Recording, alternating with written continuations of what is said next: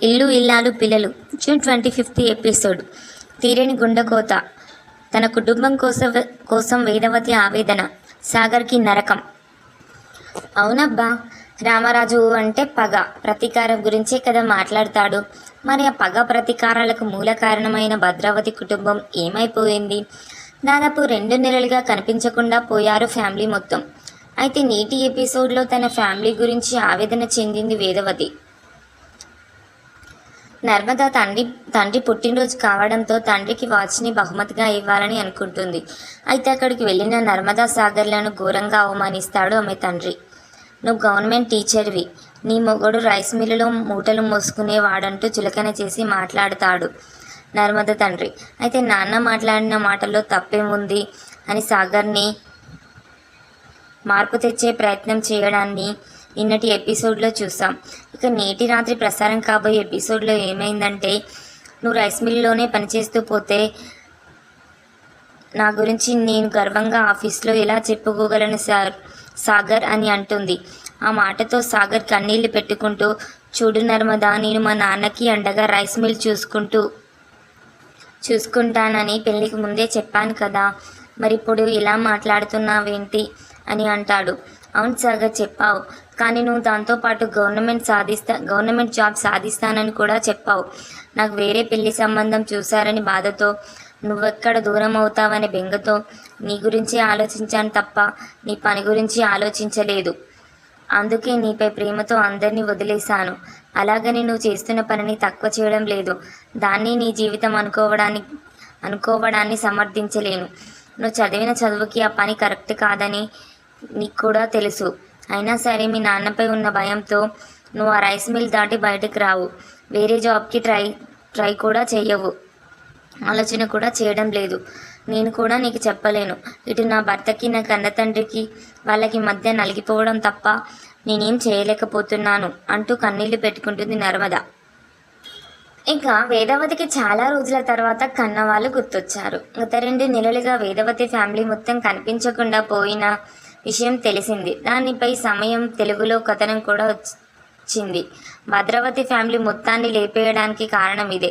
కథలో కీలకమైన తప్పించడం తప్పు లేదు. ఇక నేటి ఎపిసోడ్లో ఆ మ్యాటర్పై కదలిక వచ్చింది. తన ఇంటి వైపు చూసిన వేదవతి, ఇదేంటి మా వాళ్ళు ఒక్కరు కూడా కనిపించడం లేదు, ఏమైంది? మా వాళ్ళ కోసం చూస్తూనే ఉన్నాను, కానీ మా అమ్మతో సహా ఎవరూ బయటకు రావడం లేదు. మా వాళ్ళని చూసి చాలా రోజులైంది. మనసంతా దిగులుగా ఉంది. కనిపిస్తే బాగుండు అని ఎదురు చూస్తుంది వేదవతి. ఇంతలో రామరాజు బుజ్జమ్మ అంటూ వచ్చాడు. ఏంటండి అప్పుడే వచ్చేశారు అని అంటుంది వేదవతి. మీ పుట్టింటి వాళ్ళని చూసుకోవడానికి అడ్డు వచ్చానా అని అంటాడు రామరాజు. అయ్యో అదేం లేదండి, మామూలుగానే ఇక్కడ నిలబడ్డా, మా వాళ్ళని చూడలేదు కాదు అని అంటుంది వేదవతి. అబ్బో, 25 ఏళ్ళుగా చూస్తున్నా, నీ గురించి నాకు తెలియదా? నువ్వు మనిషివి ఇక్కడ ఉంటావు, కానీ మనసంతా నీ పుట్టింటిలోనే ఉంటుంది. మీ వాళ్ళు నిన్ను ఎంత ద్వేషించినా సరే నువ్వు మాత్రం వాళ్ళ గురించే ఆలోచిస్తావు అని అంటాడు రామరాజు. దాంతో వేదవతి, 20 ఏళ్ళు పెంచి ప్రేమను పంచారు, ఆ ప్రేమలు ఎలా పోతాయండి? వాళ్ళని చూడాలని మనసు ఆరాటపడుతుంది కదా, చూడకుండా ఎలా ఉంటాను అని అంటుంది. దాంతో రామరాజు, సర్లే కానీ ఈ మధ్య మీ వాళ్ళు అసలు కనిపించడం లేదేంటి అని అడుగుతాడు. నాకు అదే అర్థం కావడం లేదు. అసలు ఇంట్లో ఉన్నారో లేదంటే ఎక్కడికైనా వెళ్ళారో ఏమీ తెలిసి చావడం లేదు అని అంటుంది వేదవతి.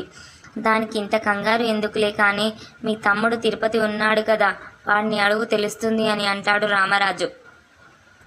అవును, మీరేంటండి ఈరోజు రైస్ మిల్ నుంచి తొందరగా వచ్చేశారు అని అడుగుతుంది వేదవతి. ఏం లేదు, కాస్త తలనొప్పిగా ఉంది.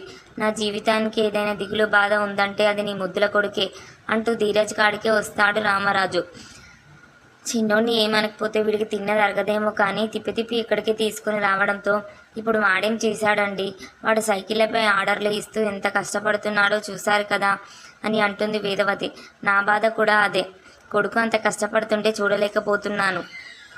అందుకే వాడిని దారిలోకి తీసుకొద్దామని మిల్లుకు వచ్చి పని చేసుకోరా అంటే వాడు నా మాట వినడం లేదు.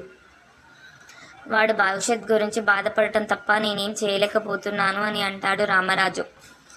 చిన్నోడికి పంతంలో మీ వారసత్వమే వచ్చిందండి. వాడు కూడా మీలాగే కష్టపడి పైకి వస్తాడు. వాడి భవిష్యత్ గురించి మీరు భయపడాల్సిన పని లేదు అని అంటుంది వేదవతి. వాడు కష్టపడడం కాదు, కష్టాలని కొని తెచ్చుకుంటున్నాడు. వాడు ఎదురింటి అమ్మాయిని పెళ్లి చేసుకోకుండా ఉంటే వాడి జీవితం మరలో ఉండేది. వాడి జీవితంలో సరిదిద్దుకోలేని తప్పు చేశాడు అని అంటాడు రామరాజు. ఆ మాటతో వేదవతి, ఆ కుటుంబం మనల్ని ద్వేషిస్తుంది కాబట్టి ప్రేమ మంచి అమ్మాయి కాకుండా పోతుందా? వాళ్ళ గురించి ఆలోచిస్తూ ప్రేమ చిన్నోడికి తగినది కాదని అనడం, ప్రేమను పెళ్లి చేసుకొని తప్పు చేశాడని అనడం ఎంతవరకు కరెక్ట్ అని అడుగుతుంది వేదవతి. అవును, తప్పే. వాడు చేసింది ముమ్మాటికి తప్పే. ఆ ప్రేమ మంచి అమ్మాయే, నేను కాదనడం లేదు. వాడు ఆ అమ్మాయి పెళ్లి చేసుకోవడం వల్ల ఈ రెండు కుటుంబాల మధ్య పగని ఇంకో 25 ఏళ్ళు పెంచాడు.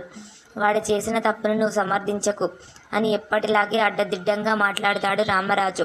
అయితే వీళ్ళేం మాట్లాడుకున్నారోనని ఓ చెవి అటేసి వింటుంది పుల్లలు పెట్టే శ్రీవల్లి.